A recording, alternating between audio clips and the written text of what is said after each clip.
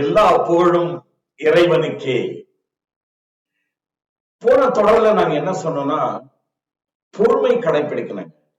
வாழ்க்கையில பிரச்சனைகள்ன்றது எல்லாருக்கும் இருக்கும் அப்படின்றத பார்த்துட்டு பொறுமையா இருந்தா அதுல இருந்து எப்படி வெளியே வரோம் அப்படின்றத நம்ம கவனிச்சிருந்தேங்க. தமிழ்ல எவ்வளவு அழகா சொல்றோம் பாருங்க. பொறுமை கடலினும் பெரிது, பொறுமை கடலினும் பெரிது, பொறுத்தவன் பூமியை ஆளுவான். பொறுத்தவன் பூமியே ஆளும் போது இந்த பிரச்சனையாங்க ஆள முடியாது. நிச்சயமா பிரச்சனைகள் நம்முடைய வாழ்க்கையை முன்னேற்றம் அடையறதுக்குத்தான் செல்கிறது அப்படின்றத நம்ம முதல்ல புரிஞ்சுக்கணுங்க. ஏன்னா மனித வாழ்க்கையில, இந்த உலக வாழ்க்கையில நீங்க பாருங்க, நல்லா கவனிச்சு பாருங்க, எப்பெல்லாம் பிரச்சனைகள் வந்திருக்குதோ அதுக்கப்புறம் நிறைய முன்னேற்றங்கள் ஏற்பட்டிருக்கு. இப்ப சமீபத்துல நமக்கு உலகையே உலுக்கி வச்ச ஒரு பெரிய ஒரு நோய், கொடிய கண்ணுக்கு தெரியாத நோயாக இருந்த போதிலும் அதற்கு பிறகு விஞ்ஞானத்துல எவ்வளவு முன்னேற்றங்கள் ஏற்பட்டதுன்றது பாருங்க. ஏன்னா கடவுள் எப்பொழுதுமே சில பிரச்சனைகள் கொடுத்த பிறகுத்தான் அதுக்கான நன்மைகளை நமக்கு சீர் செஞ்சு நமக்கு கொடுக்கிறார். அதாவது நாங்க ஏதாவது தவறு பண்ணியிருந்தோம்னா அந்த தவறுகளை திருத்தி கொள்ளும் போது எங்களுக்கு இன்னும் ஆண்டவன் வாழ்க்கையில நிறைய வாய்ப்புகள் கொடுக்கிறாருங்க. சோ அந்த வகையில இன்னைக்கு இந்த 2வது பாகத்துல இன்னும் சில விஷயங்கள் பொறுமை இருக்கும்போது நமக்கு எப்படியெல்லாம் பாதை தெரிகிறது அப்படின்றத கொஞ்சம் நம்ம கவனிக்கலாங்க. பொதுவா என்ன சொல்லுவாங்க அப்படின்னா, ஒரு பிரச்சனை அப்படின்னு சொல்லி நமக்கு முன்னாடி வரும்போது கதவு மூடப்பட்டது அப்படின்னு சொல்லுவாங்க. இங்கிலீஷ்ல அந்த பஞ்சுவேஷன் அப்படின்னு சொல்லி இருக்கு பாருங்க, அதுல பீரியட் அப்படின்னு சொல்லுவாங்க. இத அதுலனா ஃபுல் ஸ்டாப் அப்படின்றது பொதுவா நாங்க சொல்லுவோம். சோ கதவு மூடிடுச்சுன்னா நம்ம ஃபுல் ஸ்டாப் அப்படின்னு சொல்லி நினைச்சிடுறோங்க. இல்லைங்க, கொஞ்சம் பொறுமையா இருந்து ஆண்டவன் மேல உறுதியா நம்பிக்கை வச்சிருந்தோம்னு சொல்லி வைங்க. இதே மாதிரி மத்தவங்க என்ன சொல்லுவாங்கன்னா, ஒரு கதவு மூடுனா இன்னொரு கதவு திறக்கும் அப்படின்வாங்க. சோ இத கூட பஞ்சுவேஷன்ல கமா அப்படின்னு சொல்லலாம். ஒரு சென்டென்ஸ் முடியும் போது கமா போட்டுனா தொடருதுன்னு அர்த்தம். சோ இது ரெண்டையுமே நம்ம சேர்த்து பார்த்தோம்னா வாழ்க்கைன்றது ஒரு செமிகோலன் அப்படின்னு சொல்லி கூட சொல்லலாங்க. சோ என்ன சொல்ல வருது இந்த செமிகோலன் அப்படின்னு சொல்லி சொன்னா, இது முடிவல்ல, ஆரம்பம் அப்படின்றது சொல்ல வருதுங்க. சோ எனவே வாழ்க்கையில நம்ம என்ன பார்க்கிறோம் அப்படின்னு சொல்லி சொன்னா, எக்ஸாம்ல ஃபெயில் ஆயிட்டோம், அது தேர்வு தகுதி தேர்வு எக்ஸாமா இருக்கட்டும், இல்ல வேற கடைசி நிலை தேர்வா இருக்கட்டும், ஃபெயில் ஆன உடனே ரொம்ப நம்ம சோர்ந்து போயிடுறோம், தவறான முடிவுகளுக்கு போயிடுறோம். அதே மாதிரி காதல்ல தோல்வி அடைஞ்சா, நம்ம விரும்பியவங்க நமக்கு கிடைக்காம போனா கூட நம்ம சோகத்துல போயிடுறோம். அதே மாதிரி மனம் முடிச்சவங்களுக்குள்ள மன முறிவு ஏற்பட்டு பிரச்சனைகள் ஏற்பட்டு பிரிஞ்சிடுவோமோ என்ற ஒரு நிலைக்கு வரும்போது கூட நமக்கு இந்த உணர்வுகள், சோக உணர்வுகள் வருதுங்க. அதே மாதிரி வயசான பிறகு ஆதரவுக்கு யாரும் இல்லைன்னா அது மிகப்பெரிய கொடுமையான ஒரு நிலை என்ற மாதிரி நாங்க நினைக்கிறோங்க. இதே மாதிரி பிசினஸ்ல கூட ரொம்ப நஷ்டம் தொடர்ந்து நடந்துகிட்டே இருக்கும்போது கூட நமக்கு பிரச்சனைகள் இருக்குங்க. எங்க பார்த்தாலும் எப்போ பார்த்தாலும் மன உளைச்சல், டிப்ரெஷன் அப்படின்ற மாதிரி இதுல நாங்க சிக்கிக்கிறோங்க. ஆனா ஒண்ணு சொல்றேன் பாருங்க, இந்த மாதிரியான நேரங்களில நாங்க முன்னாடி சொன்ன மாதிரி அந்த பொறுமையை கொஞ்சம் நினைச்சு கடைபிடிச்சு பார்த்தோம்னா நமக்கு என்ன தெரியும் வரோம் அப்படின்னா, மயக்கமா கலக்கமா மனதிலே குழப்பமா வாழ்க்கையில் நடுக்கமா. இந்த மாதிரி சூழ்நிலையில தான் நாங்க என்ன சொல்றோம்னா, அந்த பொறுமையா இருக்கிறத நம்ம கடைபிடிச்சு பார்த்தோம்னா நமக்கு என்ன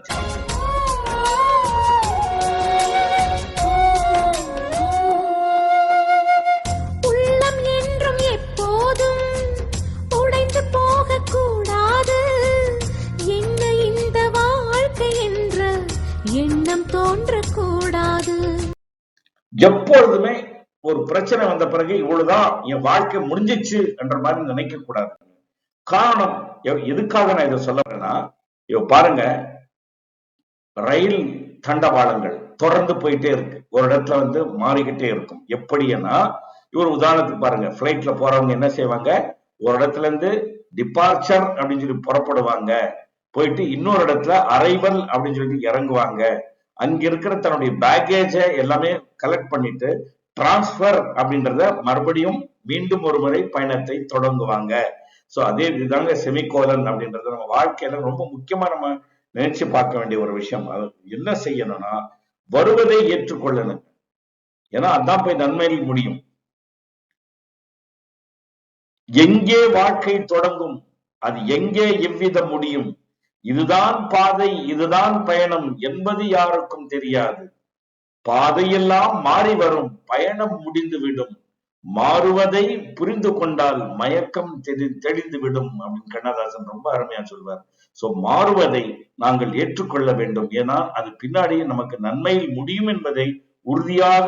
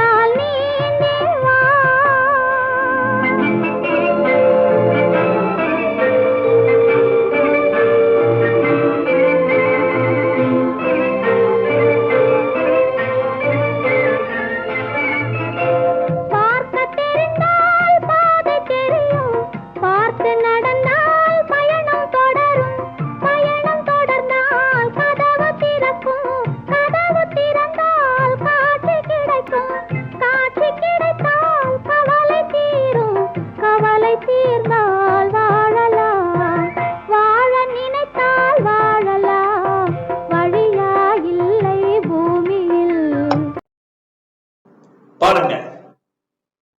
இப்ப எப்படி வாழ நினைத்தால் வாழலாம், வழியா இல்லை பூமியில் அப்படின்னு சொல்லி சொல்றாங்க. அந்த வகையில இப்ப நம்ம என்ன புரிஞ்சுக்கிறோம் அப்படின்னு சொல்லி சொன்னால், மாணவர்கள் எப்பாவது ஒரு ஒரு எக்ஸாம்ல ஃபெயில் ஆயிட்டாங்கன்னா தயவு செய்து எந்த ஒரு தவறான முடிவும் வரக்கூடாதுங்க. இது ஏதோ எனக்கு ஒரு நன்மை ஏற்படுத்த போகிறது அப்படின்ற ஒரு எண்ணத்தை வச்சுட்டு மேற்கொண்டு முயற்சி பண்ணணும். அது எனக்கு நன்மையா இருக்குன்றது முதல்ல நம்பிக்கணும். அதை வச்சு நம்பிக்கை வச்சுட்டு என்ன செய்யணும்னா அடுத்த எப்படி ஒரு வழிமுறையை நம்ம தேடணும் அப்படின்னு பாக்கணுங்க. அதே போல காதல்ல தோல்வி அடைஞ்சாலோ அல்லது நமக்கு யார் துணையாக இருக்க வேண்டுமோ அவங்களுக்கு கிடைக்கலன்னு நாங்க நினைக்கும் போது எப்பவுமே வருத்தப்படக்கூடாதுங்க. ஏன்னா இதை விட ஒரு சிறந்த துணை நமக்கு இருக்கும் அப்படின்றத நம்பணும்.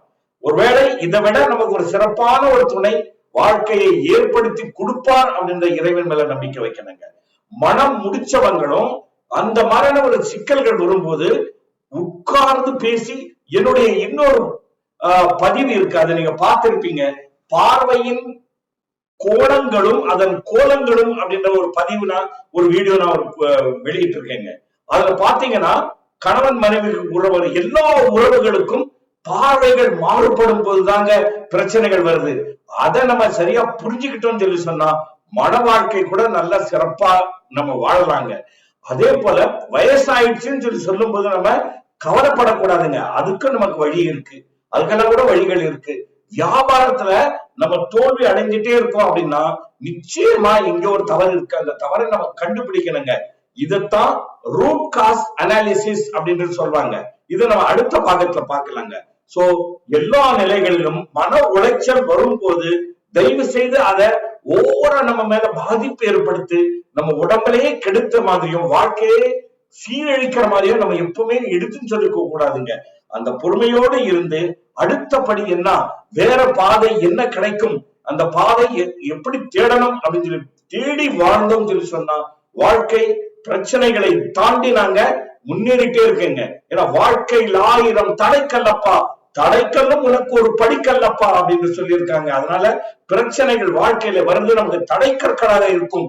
அதை தாண்டி நாங்கள் செல்லும் போது இன்னும் நல்ல வாழ்க்கை அமையும் என்பதை ஆண்டவர் மீது உறுதியாக நம்பிக்கை வைக்க வேண்டும் என்று சொல்லி அடுத்த பாகத்தில் மீண்டும் இதை பற்றி இன்னும் நிறைய ஆராய்ச்சி செய்யலாம். உங்களோட கருத்துக்களை பரிமாறிக்கொள்கிறோம். உங்களுடைய கருத்துக்களை கமெண்ட்ஸில் சொல்ல வேண்டும் என்று பணிவுடன் கேட்டு அடுத்த பகுதிக்காக மீண்டும் சந்திக்க உங்களிடம் விடைபெறுகிறேன். நன்றி, வணக்கம்.